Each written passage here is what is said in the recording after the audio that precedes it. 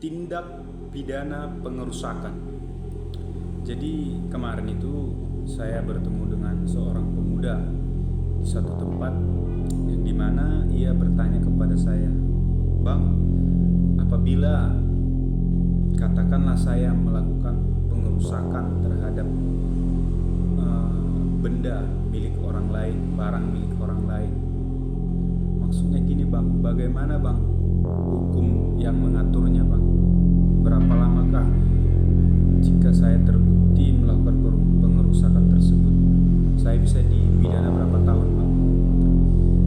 Tentu ya teman-teman, suatu tindak pidana pengerusakan adalah suatu perbuatan melawan hukum, karena perbuatan tersebut telah merugikan orang lain.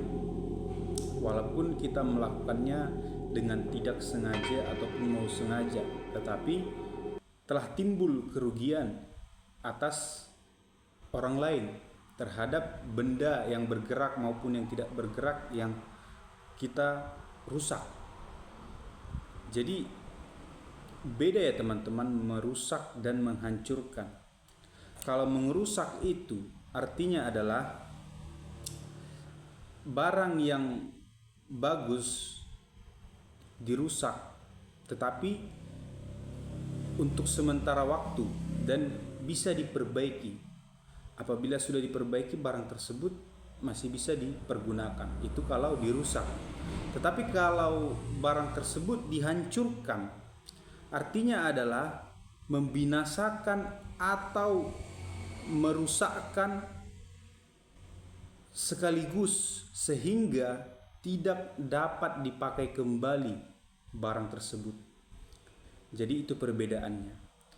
Kembali ke ancaman pidana yang dapat dijatuhi kepada si pelaku yang melakukan perbuatan pengerusakan tersebut, berdasarkan kitab hukum pidana yang lama, yaitu pada pasal 406 disebutkan dalam pasal 1, barang siapa dengan sengaja dan melawan hukum menghancurkan, merusakkan, membikin tidak dapat dipakai atau menghilangkan barang sesuatu yang seluruhnya atau sebagian milik orang lain, diancam dengan pidana penjara paling lama 2 tahun 8 bulan dan denda paling banyak 4,5 juta rupiah. Itu kalau menggunakan pasal kitab hukum pidana yang lama. Kalau dalam pasal kitab hukum pidana yang baru, yaitu pasal 521 dalam Undang-Undang Nomor 1 tahun 2023, disebutkan dalam ayat 1, setiap orang yang secara melawan hukum merusak, menghancurkan, membuat tidak dapat dipakai atau menghilangkan barang yang sebagian atau seluruhnya milik orang lain, dipidana dengan pidana penjara paling lama 2 tahun 6 bulan atau denda paling banyak 200 juta rupiah. Jadi sedikit berbeda ya teman-teman. Kalau dalam pasal yang lama hukumannya 2 tahun 8 bulan dan dendanya lebih sedikit, yaitu 4.500.000.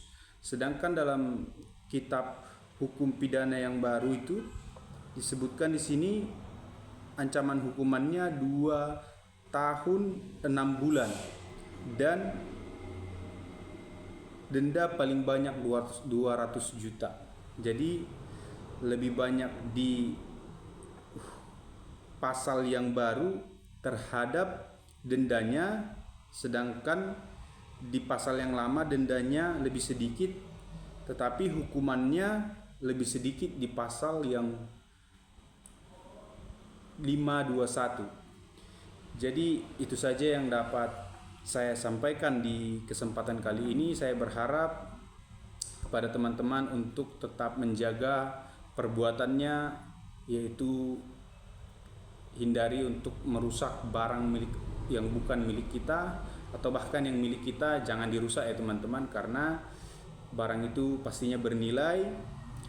Itu saja yang dapat saya sampaikan. Semoga video ini bermanfaat dan kita tetap mau belajar. Terima kasih.